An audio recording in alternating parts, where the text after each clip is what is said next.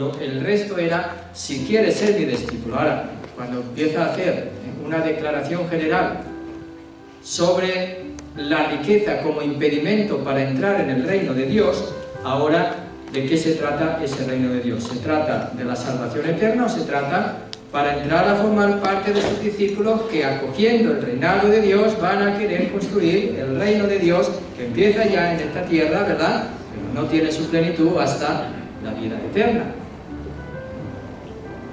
Y ese es el dilema. Entonces, ¿se puede salvar uno simplemente cumpliendo los mandamientos? Dice Jesús, sí. ¿Es necesario seguir a Jesús en la pobreza para salvarse? Tampoco dice Jesús sí o no. Pero ahí queda, para que no nos acomodemos.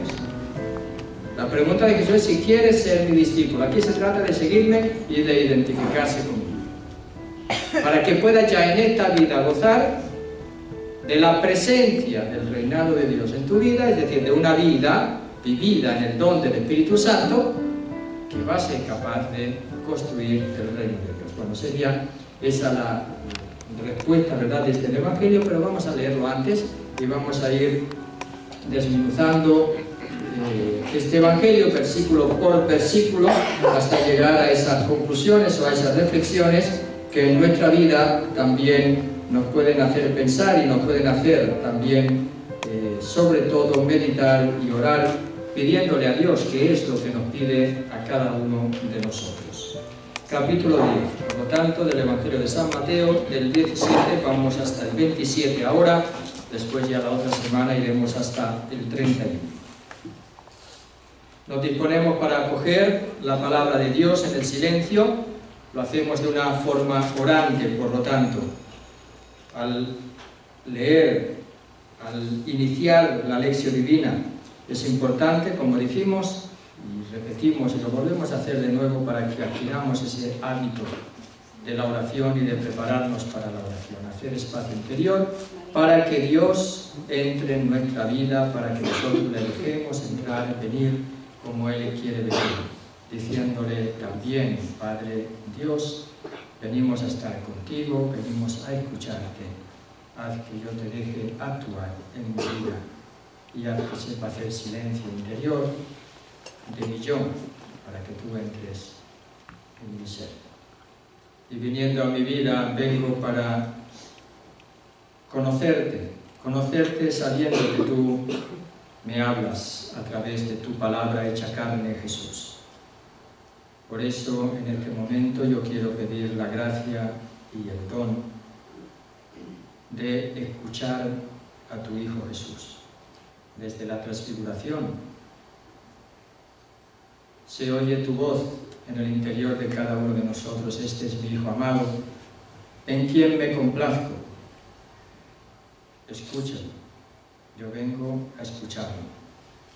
Jesús, haz que te conozca, que reconozca tu voz, que te conozca cada vez mejor, que en el conocerte sepa amarte cada vez más y que desde el amor esté dispuesto a seguirte como tu discípulo en tus condiciones. Que siempre sepa escuchar dentro de mí esa voz que me dice: si quieres seguir detrás de mí.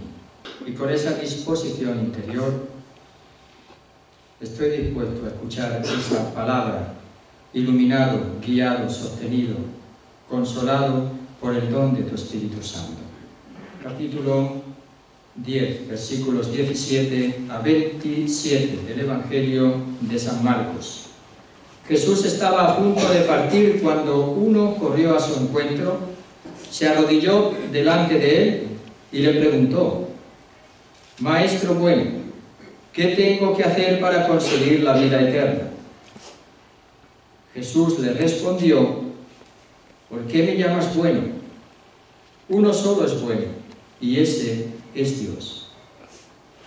Ya conoces los mandamientos: no mates, no cometas adulterio, no robes, no digas cosas falsas de tu hermano, no seas injusto, honra a tu padre y a tu madre. El otro contestó: Maestro, todo esto lo he practicado desde muy joven. Jesús lo miró, sintió cariño por él y le dijo: solo te falta una cosa. Anda, vende todo lo que tienes, dalo a los pobres y así tendrás un tesoro en el cielo. Después ven y sígueme. Cuando el otro oyó estas palabras, se sintió golpeado porque tenía muchos bienes y se fue triste. Entonces Jesús, mirando alrededor de él, dijo a sus discípulos: qué difícilmente entrarán en el reino de Dios los que tienen las riquezas. Los discípulos se sorprendieron al oír estas palabras, pero Jesús insistió: hijos míos, qué difícil es entrar en el reino de Dios. Es más fácil para un camello pasar por el ojo de la aguja que para un rico entrar en el reino de Dios. Ellos se asombraron más todavía y comentaban: entonces, ¿quién puede salvarse? Jesús los miró fijamente y les dijo: para los hombres es imposible, pero no para Dios, porque para Dios todo es posible. Invocamos al Espíritu Santo para que abra nuestras mentes para entender, comprender, meditar, ser iluminado por esa palabra de Dios y para que abra nuestro corazón, para que sea transformado por la misma palabra y se convierta en esa espada afilada que penetra hasta lo más profundo. Solo el Espíritu Santo puede hacer, porque Él conoce la profundidad de Dios y la de nuestro corazón, que nuestro corazón se alinee con la voluntad del Padre Dios. Ven, Espíritu Santo, llena los corazones de tus fieles y enciende en ellos el fuego de tu amor. Envía, Señor, tu Espíritu y serán creadas las cosas y renovarás la faz de la tierra. Oh Dios, que has iluminado los corazones de tus fieles con la luz del Espíritu Santo, concédenos el saber obrar animados de este mismo Espíritu para gustar siempre del bien y gozar siempre de su consuelo, por Jesucristo nuestro Señor. Amén. En el nombre del Padre, del Hijo y del Espíritu Santo. Amén. Bueno, tenemos aquí los discípulos y la riqueza. Ya vimos el caso del hombre rico. La pregunta que nos surgió las 2 semanas que hemos estado con este texto es si lo que Jesús pide es para todos o es solamente una vocación particular de alguien. Recuerda que es la pregunta que nos hacíamos. ¿Es necesario para el discípulo de Jesús vender todo lo que se tiene y darlo a los pobres, sí o no? Era la pregunta. Porque esa pregunta pues hace que cuando uno vive la experiencia del discipulado, realmente ante este texto pues puede quedar un poquito perplejo. Porque si uno lo tiene que vender todo y darlo a los pobres, entonces ¿de qué vive? Nos quedamos todos sin nada. Y en el fondo está también esa atención a la riqueza, un poco también exagerada desde la mentalidad mundana, porque desde la mentalidad mundana no hay vida sin dinero y sin riqueza. No la hay. Al final todo el mundo acaba diciendo necesitamos el dinero. Pero necesitamos el dinero para vivir, a poner nuestra seguridad en la vida, en el dinero, son 2 cosas distintas.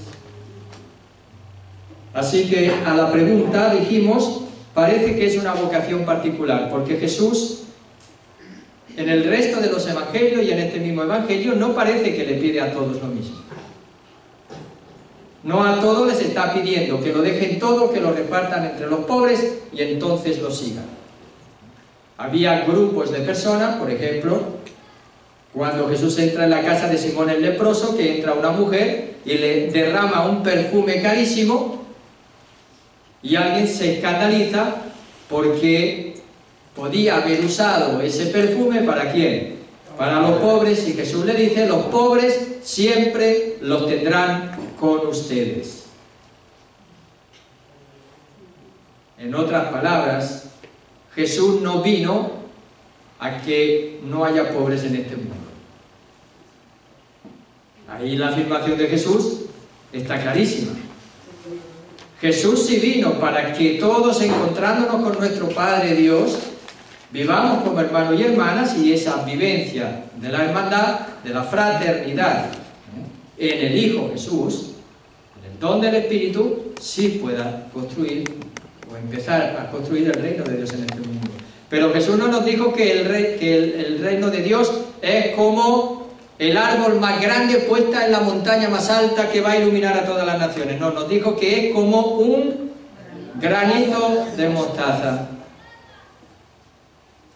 El arbusto más pequeño, o la hortaliza más pequeña, que sí, se convierte en un arbusto para dar sombra a los pájaros, pero no nos dijo que es una ciudad grande, inmensa, poderosa, de tal manera que a través de esa ciudad grande, inmensa, poderosa, y la robustez de su fuerza y de su poder, pues entonces va a instaurar el reino de Dios por todo el mundo. No nos dijo qué es eso, no es el poder, no, de ese poder no habla. Bueno, por eso sabemos que Jesús en su vida no le pidió a todos lo que le pide a este hombre rico. Por eso ahora esta segunda parte de los discípulos y la riqueza, que algunos siguen pensando que sí, que se lo pide a todos, que es una condición para entrar en el reino de Dios, que algunos piensan que solamente haciendo lo que Jesús pide a este hombre se arreglan los problemas de este mundo en relación a la desigualdad y en relación a la injusticia, pero no creo que sea ese el pensamiento de Jesús. No quiere decir eso, que uno no tenga que buscar la justicia, que uno no tenga que compartir, que uno no tenga que buscar un mundo mejor, pero no desde el punto de vista político, desde el punto de vista socioeconómico, sino desde el punto de vista de personas que saben entregarse la vida los unos a los otros en la línea del seguimiento de Jesús, negarse a sí mismo, perder la vida, ya lo dijimos, hacerse los últimos y servidores de todos, dejar el espíritu de exclusivismo y de supremacía sobre los demás, en el sentido de que los que no son de los nuestros pues no tienen ningún derecho a hacer nada. Ese es el espíritu que Jesús nos va enseñando a lo largo de este Evangelio. El hombre rico ya sabemos que se fue entristecido, se aleja de Jesús, y en ese alejamiento también hay una reacción del mismo Jesús. Versículo 23. ¿Cuál es la reacción de Jesús? Jesús, paseando la mirada alrededor, dijo a sus discípulos. Jesús, no lo vamos a leer todo, pero es cuál es la reacción. Después que se va entristecido, ¿qué hace Jesús? Dice, paseando la mirada alrededor, o dicho de otra palabra, mirando en torno suyo. ¿Mirando a quién? A sus discípulos. Ante la tristeza del hombre rico, que por el apego a la riqueza se aleja de Jesús, hay una reacción, vamos a decir, amorosa de Jesús, que quiere conquistar, vamos a decirlo de esa manera, desde su amor, porque también Jesús miró con cariño al hombre rico, ¿recuerdan? Porque dice que había cumplido todo, miró con cariño, invitándolo a dejarlo todo. Ahora Jesús mira a su alrededor como para decirles, ¿y ustedes? ¿Y ustedes? Pero no, ¿qué? No es una mirada desafiante, es una mirada de invitación a aquellos que sí lo están siguiendo, aquellos que, como dirá Pedro, como portavoz de los discípulos, lo han dejado todo. Pedro le va a decir, ¿y nosotros que lo hemos dejado todo? ¿Qué va a pasar con nosotros? ¿Qué va a pasar con nosotros? Jesús, con esa mirada amorosa, de invitación a los discípulos, va a decir o va a proponerles este dicho sobre el peligro de las riquezas. ¿Y qué es lo que le va a decir Jesús en este versículo 23? Qué difícilmente, con qué dificultad van a entrar en el reino de Dios. ¿Cómo dicen en sus Biblias? ¿Todos dicen aquellos que tienen dinero? Los que tienen riquezas. Los que tienen Riquezas. riqueza. Los ¿Y qué dice a ver, otras traducciones? Los ricos. Los ricos. Jesús miró entonces alrededor y dijo a sus discípulos: qué difícil va a ser para los ricos entrar en el reino de Dios. La formulación de Jesús, ¿cuál es? Las riquezas son un peligro. Ahí lo tenemos, 10:23, pero se lo advierte con amor, porque la advertencia de Jesús es para que ellos estén alerta en su relación con las riquezas. ¿Cómo reaccionan los discípulos? Los discípulos quedaron sorprendidos al oírle estas palabras. Mas Jesús, tomando de nuevo la palabra, les dijo: hijos, qué difícil es entrar en el reino de Dios. Ahí tenemos ya dos cosas, ya dos advertencias por parte de Jesús. La primera advertencia sobre la dificultad dicha por Jesús con esa mirada a los discípulos viene con una reacción de sorpresa por parte de los discípulos. Se sorprende de que Jesús les diga eso. Imagínense ustedes que nos lo dice a nosotros, entonces pensaríamos y dicen, bueno, ¿y qué va a pasar entonces con mi tío el rico? No tenemos ningún tío que sea rico. No tenemos los tíos ricos. No tenemos los tíos ricos. ¿Qué vamos a hacer? Entonces será con mi primo, que hizo buenos negocios. ¿Qué va a pasar con aquellos que son discípulos de Jesús, pero que sin embargo parece que no han abandonado las riquezas? O, en otras palabras, la extrañeza que viene a los discípulos, su reacción, que puede ser también por la mentalidad, como veremos, que tienen los discípulos, porque en el Antiguo Testamento más bien dice que el justo y el que se porta bien y tiene buenas obras y es honrado, más bien va a ser bendecido por Dios. Entonces esa línea de la riqueza como bendición de Dios, pues también estaba de una manera u otra presente, aunque también estaba presente la denuncia de los profetas ante las injusticias de los ricos y por lo tanto la opresión de los pobres. Todo eso está presente en lo que Jesús les está diciendo. Miren cómo Jesús no habla a alguien que está separado de una realidad y de un contexto, de un tiempo, de una geografía, de un espacio, de una religión determinada. Nosotros quizá no nos damos tanto cuenta de eso. En nuestra sociedad, oír estas palabras, aunque nos hace cuestionar, ¿verdad?, tanto han llevado también en la experiencia del cristianismo a lo que se ha llamado el evangelio, por ejemplo, ¿de qué? De la prosperidad. ¿Han oído hablar de ese evangelio de la prosperidad, verdad? Imagínense estas palabras para alguien que predica el evangelio de la prosperidad, ¿cómo le sonará? Ni las dice. Se las salta, ni las quiere oír. Pero es bueno que se oigan y pensarlas. ¿Y qué significa eso para nuestra vida? Para nuestra realidad en la vida, ¿verdad? Entonces, qué difícil es, dirá, hijos míos, qué difícil es entrar en el reino de Dios. Miren cómo hay un escalonamiento. Jesús empieza con la dificultad, ¿verdad?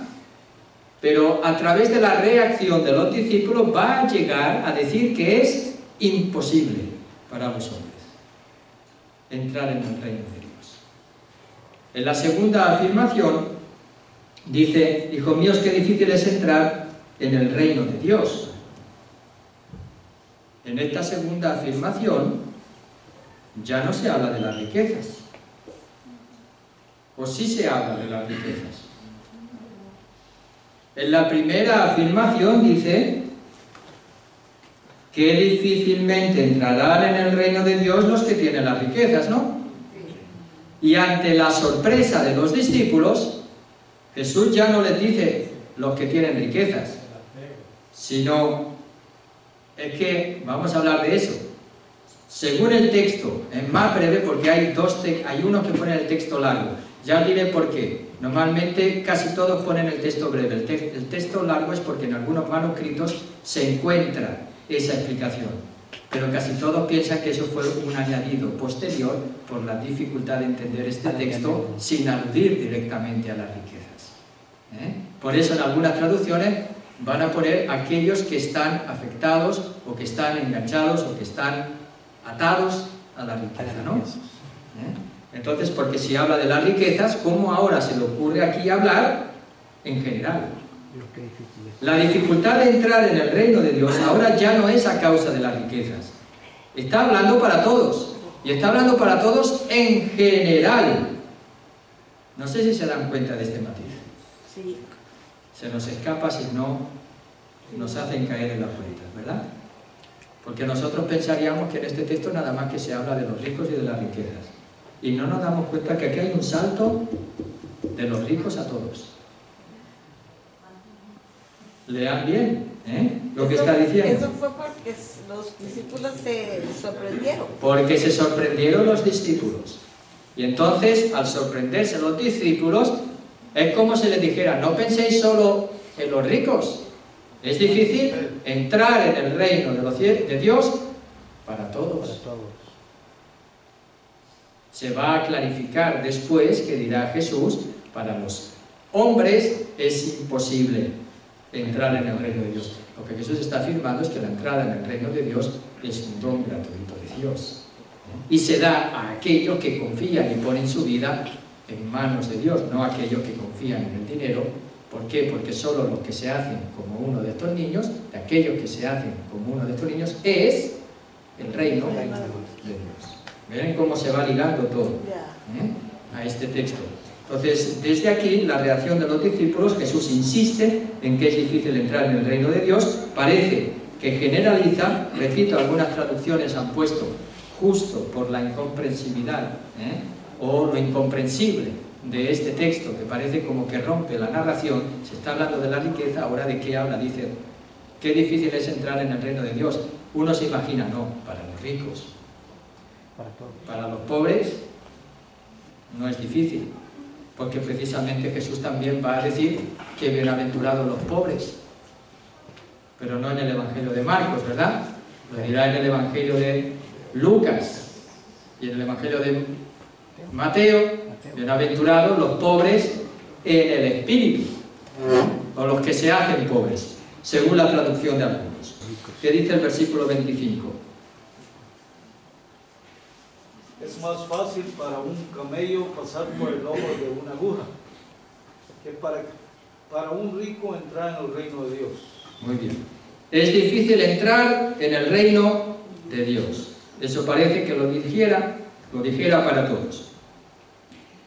Y ahora con esa comparación vuelve a los ricos.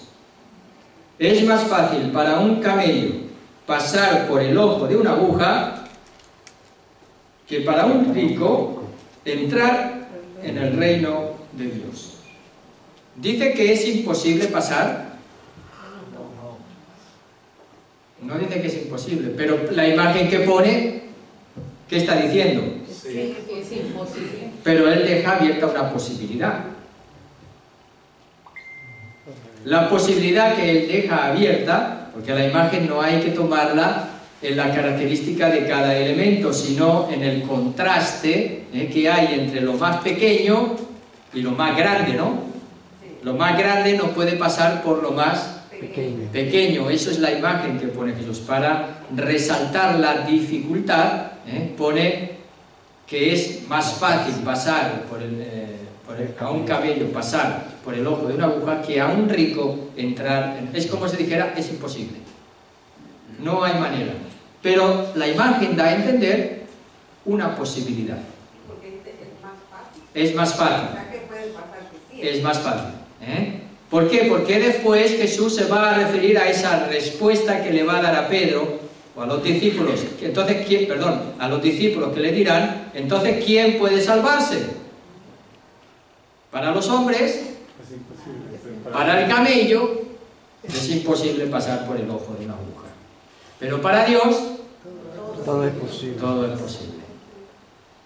Cuando Jesús usa la imagen, para poner una comparación, que a veces nosotros queremos usar las comparaciones al pie de la letra, ¿verdad? Bueno, cuando Jesús dice que hay una fe que mueve montañas, ¿qué está diciendo? Que la fe mueve montañas de verdad, que si tú le dijeras a una montaña, va y planta y arráncate de ahí y vete al mar, ¿lo va a hacer la montaña? No, es que como nosotros creamos. Es para darnos a entender que nuestra fe es pequeña, que tenemos necesidad de crecer en nuestra fe, que nuestra fe es deficiente, que si nuestra fe fuera más grande, muchas cosas serían posibles, Cuando Jesús dice que miras la paja que hay en tu ojo, no, miras la paja que hay en el ojo del vecino, ajeno, pero no miras la viga que tienes delante del tuyo. ¿Qué quiere decir con eso? ¿Que tenemos una viga delante? No, ¿verdad? Es otra imagen. No se nos ocurre interpretar esta imagen al pie de la letra. Ya vimos cuando Jesús dijo: si tu ojo te escandaliza, sácatelo. Si tu mano te escandaliza, corta. Y si tu pie te escandaliza, porque más te va a entrar, ¿verdad? Visco, manco o cojo, que no. Aquí estamos todos ciegos, cojos, no veo ninguno que se haya sacado un ojo. Es decir, que nunca nosotros hemos tenido un deseo escandaloso, nunca nosotros hemos pecado, ¿verdad?, con nuestras acciones, nunca nosotros hemos tomado caminos cerrados en la vida, ¿verdad? No, ya no tendríamos nada. Bueno, ya dijimos, ¿verdad?, que el ojo es el deseo, ¿verdad? Dentro de la mentalidad oriental, la mano es la acción, el pie son los caminos de vida, las actitudes que tenemos ante la vida. Pues hay que entender también estas imágenes, cómo Jesús las expresa, y es conocida, por ejemplo, en la literatura de los rabinos posteriores a Jesús, pero de la época del Segundo Templo, después de la destrucción, de usar esa imagen no del camello que entra por el ojo de una aguja, sino del elefante. Debido a la dificultad de esta imagen, algunos han intentado unas interpretaciones que después las veremos, cuáles son esas interpretaciones, pero no son normalmente lo que Jesús quiso decir. Jesús quiso decir, sí, una aguja pequeña, y quiso decir un camello. Y aún más, si el camello estaba cargado o iba con la carga, todavía peor. Entonces, como decir, la grandeza del camello y además con la carga de las riquezas, todavía peor. Todavía para más INRI, todavía más difícil, todavía más dificultad, ¿verdad? Si en la vida todavía vamos con la carga de las riquezas encima, más difícilmente entraremos en el reino de los cielos. Pues ahí tenemos cómo reaccionan los discípulos, versículos 26 y 27. Reacción de los discípulos y por lo tanto también una nueva respuesta de Jesús. ¿Quién puede leer? Ellos se asombraron todavía más y comentaban: entonces, ¿quién podrá salvarse?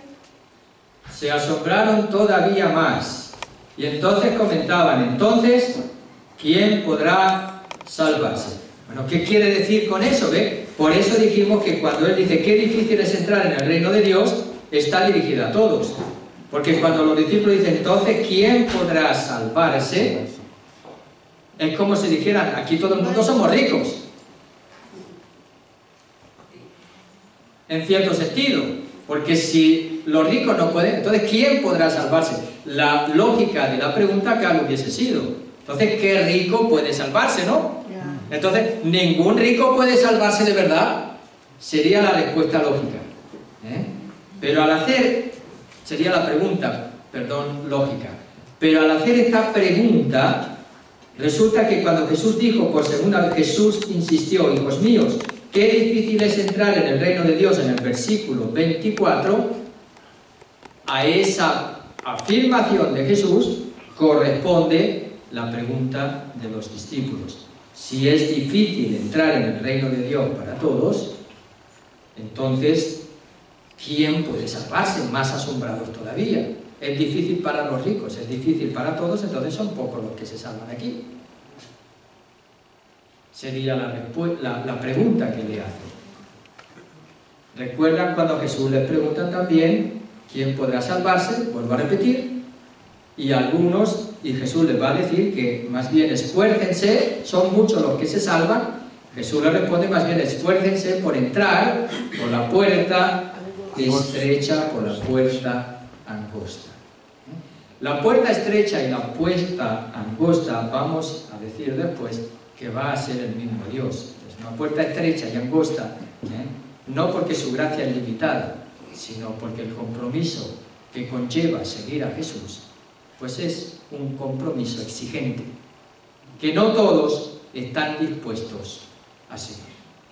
La cuestión es si el reino de Dios hay que interpretarlo como futuro o como presente. Ahí está la otra cuestión. Después voy a aterrizar un poquito porque voy a dar la bendición y después seguimos con los versículos. Entonces, esa pregunta también surge. Se refiere al reino de Dios como realidad construida desde el reinado, aquellos que acogen la acción de Dios, su amor, y se dejan guiar, porque ese amor que se comunica por medio de Jesucristo en el don del Espíritu Santo, y por lo tanto viven conforme al don del Espíritu Santo y construyen. ¿Será ese reino que ya se empieza a construir en esta tierra del que está hablando Jesús?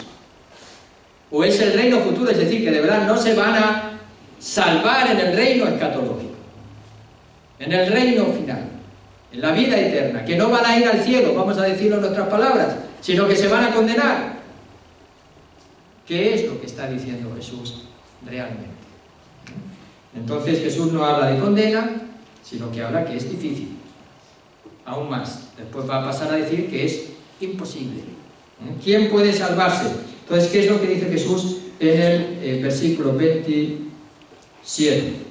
Jesús, mirándolos fijamente, dijo: para los hombres imposible, pero no para Dios, porque todo es posible para Dios.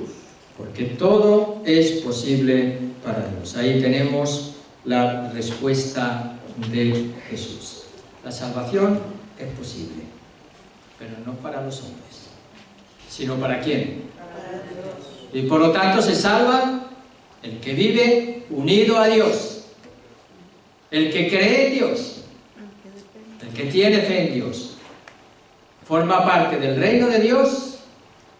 Y también en el reino de Dios escatológico será salvado, ¿verdad? Sería la respuesta que nos está dando Jesús. La salvación no es una conquista humana, es un don de Dios en primer lugar.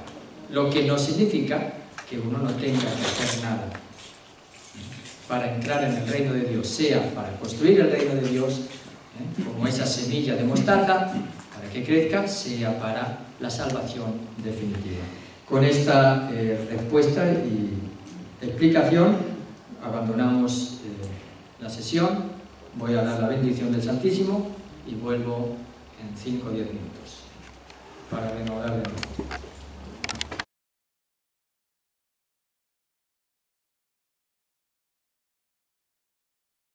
Porque, repito, es el alma del servidor del ministerio en una parroquia. El discípulo tiene que tener muy claros estos capítulos para preguntarse constantemente cuando sirve en una parroquia, en un ministerio determinado, si realmente lo está haciendo en el Espíritu de Jesús o no. En otras palabras, cuando uno hace algo en un ministerio o da ese servicio a una comunidad, se tiene que preguntar constantemente, empezar ya desde el capítulo 8, desde las primeras condiciones del seguimiento. En esto que estoy haciendo, proponiendo, diciendo, ¿me estoy negando a mí mismo? Ahí tienen ya una pregunta para saber si viene de Dios, si es en el Espíritu de Jesús o es en otro espíritu. Miren, son criterios de discernimiento. Les estoy dando criterios de discernimiento espiritual. Cuando yo hago algo, decido, propongo, organizo, Estoy negándome a mí mismo, es decir, lo hago con ese espíritu de negación y de entrega, En otras palabras, segunda condición, estoy cargando con mi cruz, estoy dispuesto a cargar con mi cruz. ¿Qué significa eso?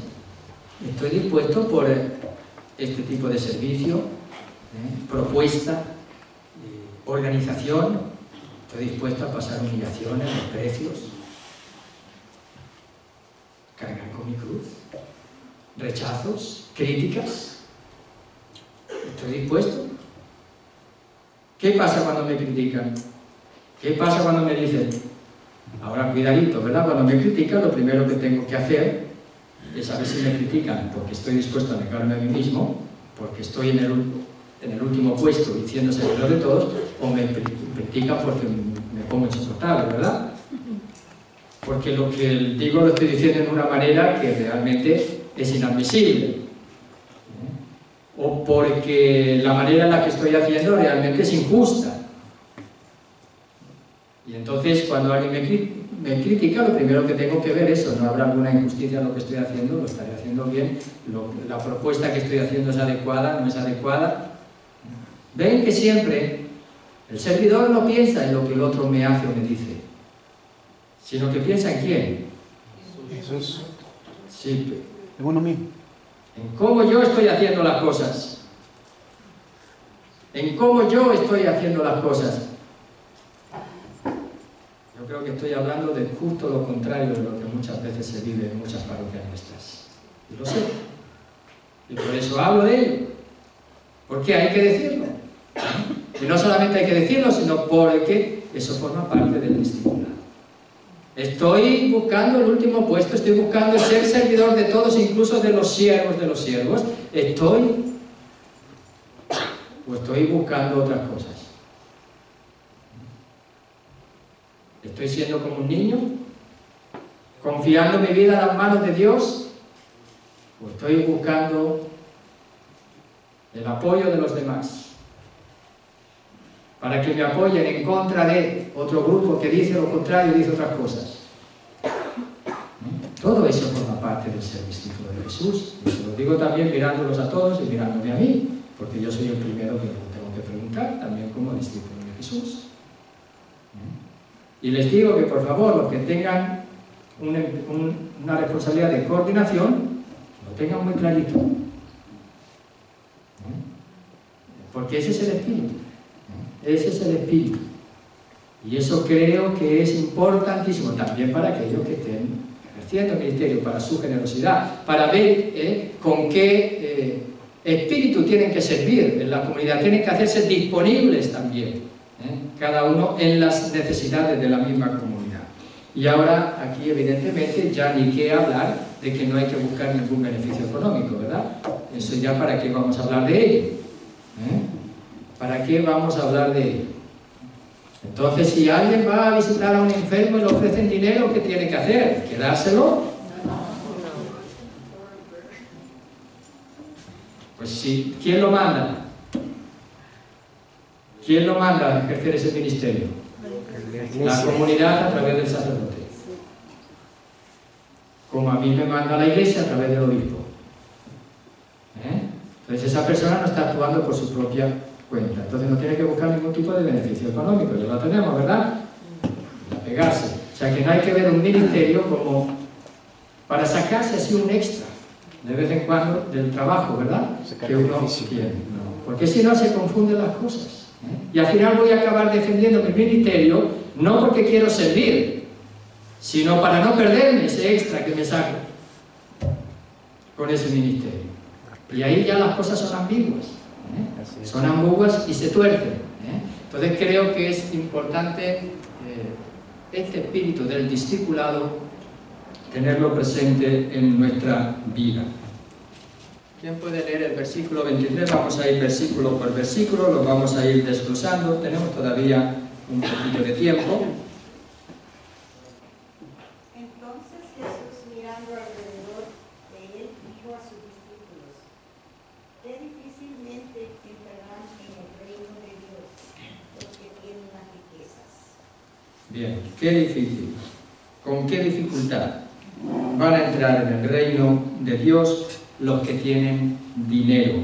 Pero Jesús no lo hace como un reproche, los mira, dice, mirándolos en torno, mirando alrededor, mirando, dando una mirada de conjunto, ¿verdad?, a todos los discípulos. Jesús toma la iniciativa una vez más, mirando a cada discípulo afectuosamente. Y ese afecto de Jesús quiere decir también que esa mirada suya está resaltando una importancia. Es importante lo que va a decir. Separa, mira, para hacer subrayar que eso es importante, que sus discípulos lo tienen que entender. Eso ya lo ha hecho Jesús en distintas ocasiones y de distintas maneras. Jesús se sienta también en la casa solemnemente cuando quiere enseñarles la actitud de ser los últimos y servidores de todos. ¿Recuerdan? Se sienta en la silla majestuosamente como un maestro, y ese maestro va a agarrar, poner en medio al niño, ¿recuerdan? Y ese niño que lo va a abrazar, y entonces va a decir: el que acoge a uno de estos pequeños chiquillos en mi nombre, me acoge a mí, y el que me acoge a mí, acoge una enseñanza. Jesús toma una postura para enseñar. Sin embargo, la postura que toma Jesús para enseñar también puede ser por el camino. Y dirá, por ejemplo, después de la curación del endemoniado epiléptico, que separó a sus discípulos y por el camino les iba enseñando. ¿Recuerdan? Hasta que llegaron a la casa, y ahí les da también, les pregunta de qué discutían por el camino, después del segundo anuncio de la pasión.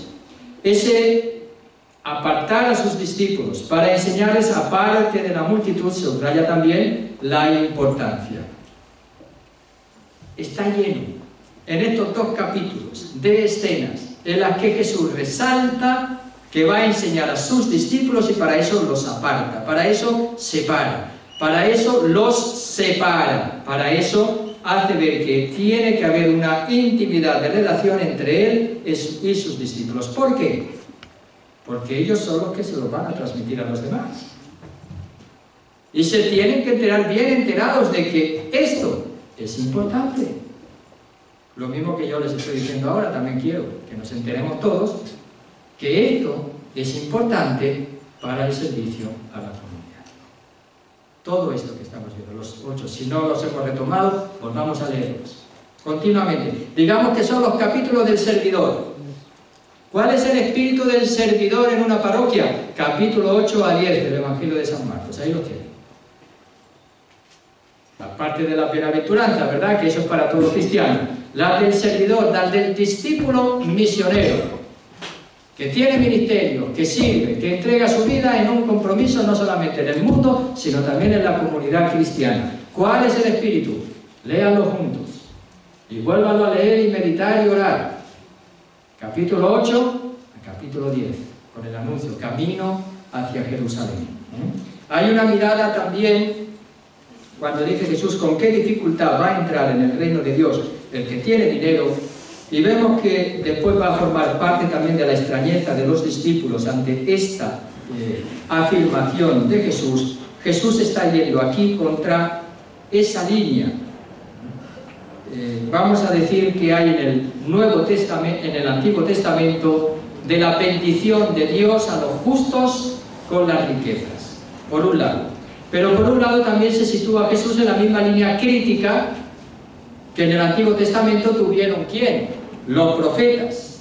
Los profetas también hablaron de que la riqueza conlleva unos daños sociales de injusticia ligados a la misma riqueza, porque también la opresión hace que la riqueza oprima a los pobres, que los ricos opriman a los pobres. Denuncias en este sentido en el Antiguo Testamento, sobre todo en los profetas, está lleno, incluso también en los Salmos. Ahí tienen algunos textos. Si quieren podemos leer algunos ahora, o se los puedo dejar a ustedes como tarea. Pero ya sabemos que los profetas han denunciado esa injusticia provocada por los dirigentes del pueblo de Israel. y hasta el punto de que va a llegar a decir, vamos a decirlo en esa expresión extrema, misericordia quiero y no sacrificios. Hay que atender al huérfano y a la viuda. La justicia es también para Jesús importante. No quiere decir que Jesús no habló de la justicia. Sí habló, y habló en la línea de los profetas. No podemos dejar de lado. Nosotros no elaboramos una teoría político, social y económica, pero también sabemos que la Iglesia tiene una doctrina social.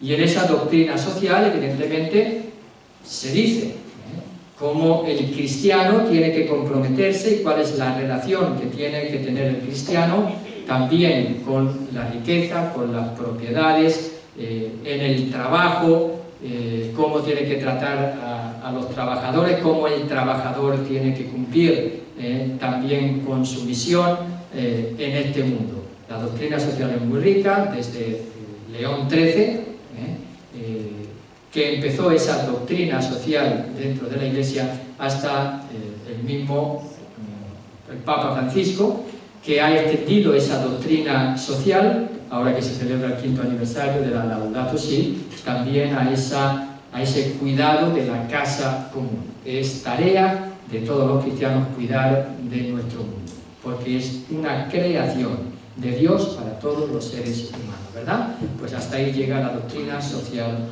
de la Iglesia. Lo que Jesús expresa mirando a sus discípulos es también un sentimiento o un cierto sentimiento de decepción o de sorpresa decepcionante. ¿Cómo alguien es capaz de oponerse a la oferta que le hace Jesús de vender todo lo que tiene? Porque ese vender todo lo que tiene le da un tesoro más grande todavía. Ve, vende todo lo que tienes, dalo a los pobres y tendrás un tesoro en el cielo. Le está diciendo eso Jesús. Entonces esa sorpresa de Jesús es como una persona, por amor a las recompensas terrenales, puede rechazar el amor que Jesús le ofrece. Es como que no se percibe que el amor de Jesús es mucho más grande a cualquier cosa o bien material que nosotros podamos tener en este mundo.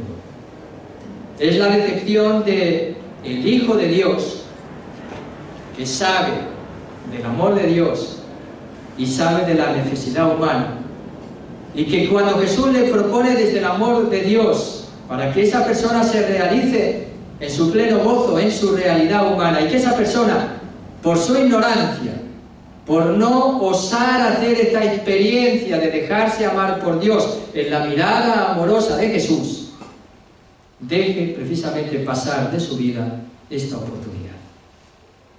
En otras palabras, aquí no solamente se trata únicamente de la vida del cielo, de la vida eterna.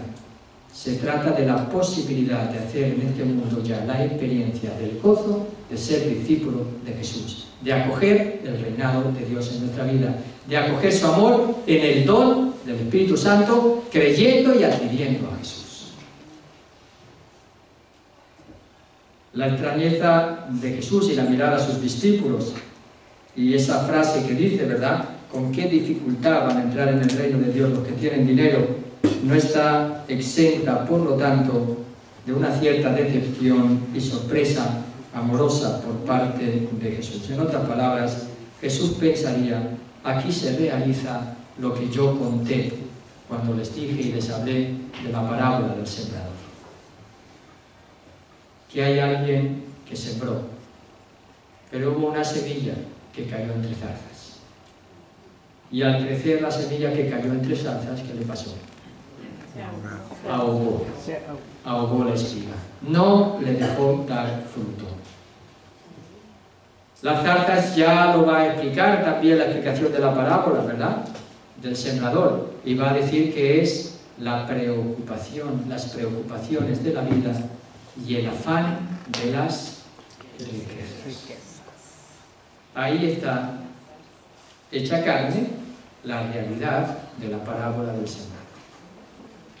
Ahí está esa semilla que cayó entre zarzas, que alegremente se acerca a Jesús, se arrodilla delante de él, le dice: Maestro, ¿qué tengo que hacer? Con alegría, ¿verdad? Porque había oído hablar de él. ¿Qué tengo que hacer para salvarme? Y sin embargo, cuando Jesús, desde el amor, lo lleva más allá de los mandamientos, que uno podría decir, ya bastante cumplir con los mandamientos, ¿no? Cuando Jesús lo quiere llevar más allá de los mandamientos para que entre en el gozo del reinado y del reino de Dios, este hombre, por amor a las riquezas, se aleja de Jesús. Se acabó el gozo.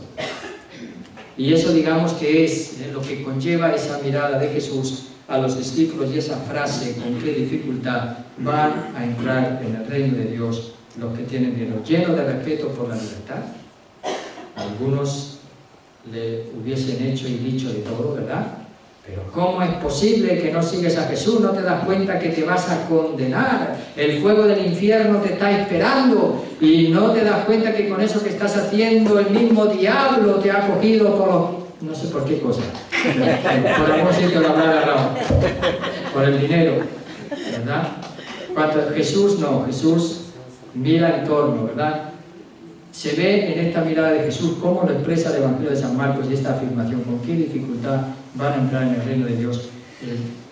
Un amor decepcionado, sí, pero a la vez lleno de comprensión.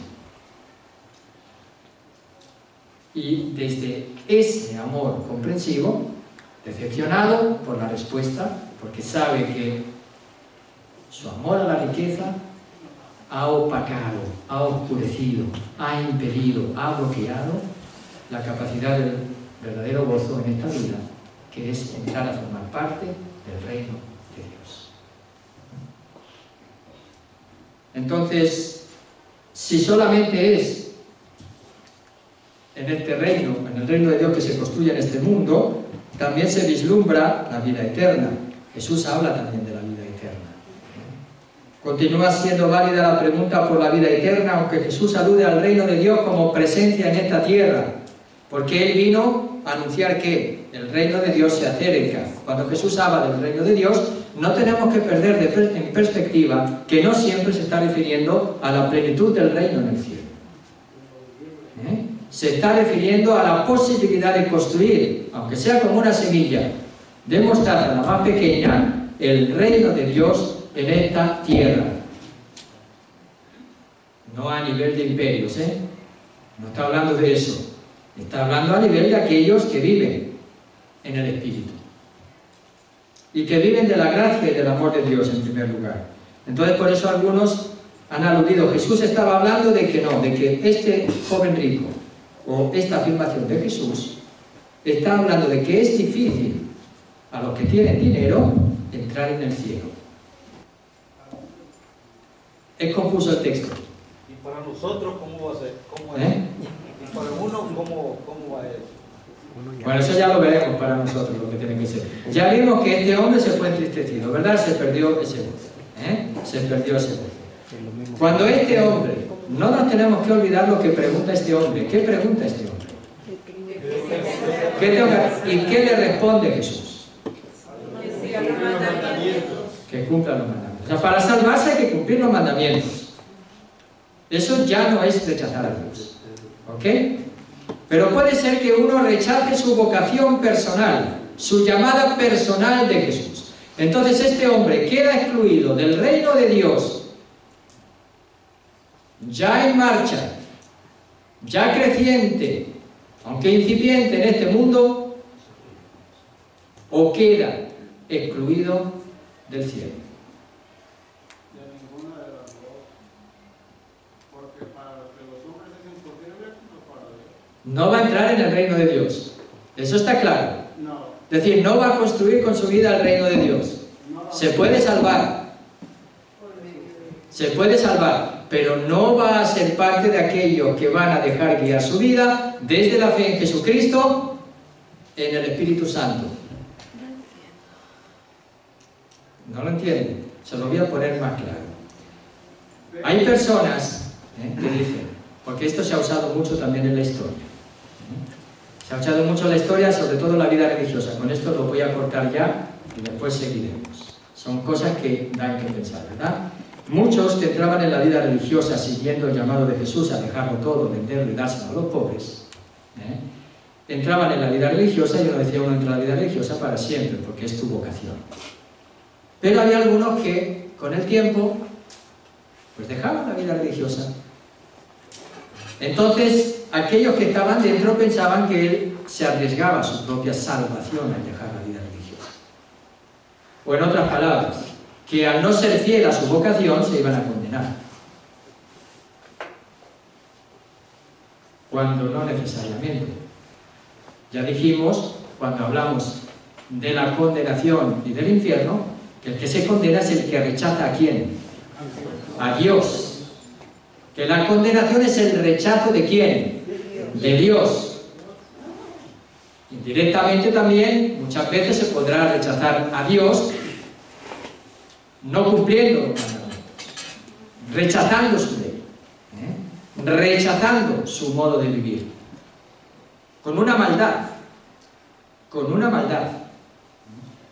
interna del corazón. Pero las personas que no rechazan a Dios en su vida, pues Dios no los va a rechazar a ellos, ¿verdad? Hay muchas maneras de rechazar a Dios en la vida. Muchas veces puede ser explícita o puede ser implícita. Puede ser explícita, significa que directamente yo no quiero saber nada de Dios, ni me importa, ni me interesa, a mí me interesa yo mismo y bueno, de eso yo ya no entro, ¿verdad? Hay un rechazo de Dios. Si uno muere en esa condición de rechazo libre, consciente de Dios, se condena. Es lo que estamos hablando, ¿verdad? Ya lo hablamos cuando hablamos del infierno. No lo voy a volver a repetir. Ahí vuelvan a leer el Catecismo de la Iglesia Católica, ya lo dijimos, junto con lo que han dicho los papas al respecto, basado evidentemente en lo que dice Jesús en el Evangelio y en la tradición de la Iglesia. Entonces, a uno, si por ejemplo a ti te dice Jesús y tú sientes el llamado, vende todo lo que tienes, dalo a los pobres y sígueme, pero tu afección a la riqueza no te lo permite, ¿significa que te vas a condenar? Pues no significa. ¿Que te estás poniendo en un peligro? Sí significa. Eso sí. Te estás poniendo en peligro fuera de Dios. No sabes hasta dónde te va a llevar esa primera respuesta negativa. El hombre rico empezó a decir, se fue entristecido, ¿verdad? No sabemos hasta dónde esa tristeza le puede llevar. A abandonar por no responder al llamado de Jesús. No lo sabemos. Pero Jesús no dice que se va a condenar. Dice que que es difícil para los ricos entrar en el reino de Dios. No sé si me he explicado. Digo, para nosotros, ¿qué pasa? Si uno no está en pecado mortal,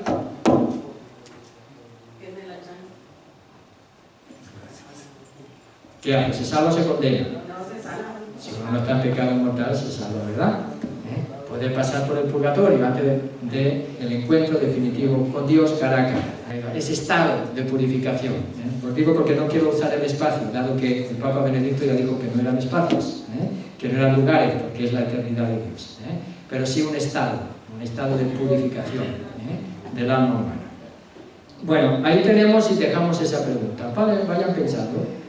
Vayan pensando. Ya dijimos, el dejar las riquezas es una llamada que se hace a todos, vender todo lo que tienes y seguir, para seguir a Jesús. Es condición necesaria, nos poníamos la pregunta. ¿Ser pobres?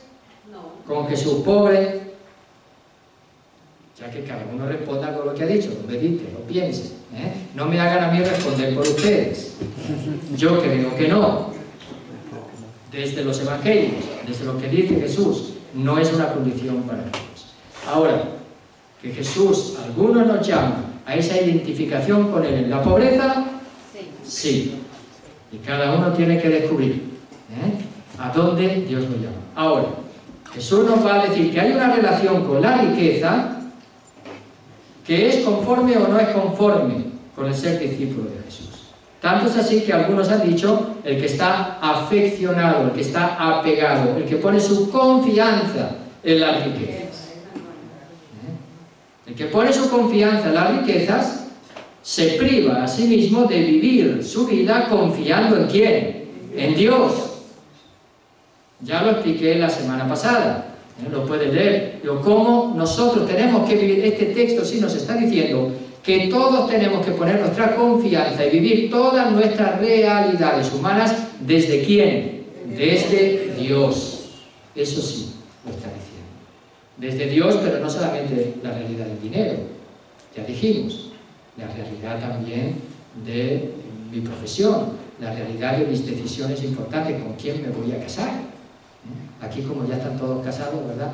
Pues entonces, y otros separados y divorciados, pues bueno, aquí estamos, ya tendrán que pensarlo de otra manera, ¿verdad? Pero para los jóvenes cristianos que de verdad se quieren tomar en serio el seguimiento de Jesús, también tienen que pensar cómo tienen que elegir el esposo y la esposa desde Dios, no solo desde un sentimiento, desde una pasión. Eso va a significar que tiene que ser un proyecto de futuro, A veces yo les digo, antes de casarse, el proyecto de futuro, planeen juntos qué van a construir juntos en todas las dimensiones de la vida, empezando a construir su vida de pareja desde Dios, en primer lugar, y mantenerla desde Dios, y seguirla desde Dios, y los hijos cuando vengan, desde Dios, que le van a dar la economía, el tiempo, cómo lo van a dedicar. Muchos perdemos nuestro tiempo, muchos no vivimos nuestro tiempo libre como discípulos de Jesús, lo vivimos a la manera mundana. Y vivirlo a la manera mundana significa voy a divertirme, voy a desestresarme, la manera desde Dios significa, bueno, yo necesito este momento para descansar, para vivir desde otra dimensión de vida, pues estoy demasiado, a lo mejor, metido en el trabajo y no me hace ver, necesito este tiempo. Muchas maneras de vivir el tiempo libre, de vivir las vacaciones, de vivir los momentos de expansión, los momentos también de formación. Muchos ni siquiera se plantean dentro de su vida el tener espacios para la formación, para la lectura, para la oración, para cultivar esa relación con Dios, ¿verdad? La lección divina. Todo eso forma parte, tiempo, dinero, todo eso o toda nuestra realidad desde Dios. Vamos a dejarlo desde ahora. ¿Cuál es la relación fundamental? Por eso Jesús va a decir al final que para el hombre es imposible, pero todo es posible para Dios. En otras palabras, que todo es posible para aquellos que vivimos confiando en quién, y dejando que Él lleve nuestra vida. Y dejando que Él lleve nuestra vida. Eso es lo que nos está diciendo Jesús en última instancia en este texto, pero lo vamos a desarrollar más la semana que viene. ¿Okay? Buenas noches. Hacemos una oración en el nombre del Padre, del Hijo y del Espíritu Santo. Le damos gracias, Señor y omnipotente Dios, por todos tus beneficios, y te pedimos también que nos des ese deseo de seguirte, de saber captar siempre tu mirada de amor, tu llamada, ese amor que tienes por nosotros, sabiendo cuánto Dios Padre nos ama y que nos ha manifestado ese amor en tu vida, Jesús, que lo has entregado por nosotros, y en ese camino de entrega nos llamas a seguirte. Danos un corazón disponible, dócil, humilde, para ser discípulos tuyos y seguirte a tu modo, en tus condiciones. Danos tu espíritu, para que nos dé la fortaleza, nos dé la constancia, nos dé el gozo y la convicción interna y profunda para creer en ti como nuestro Salvador. En el nombre del Padre, del Hijo y del Espíritu Santo. Amén. Buenas noches.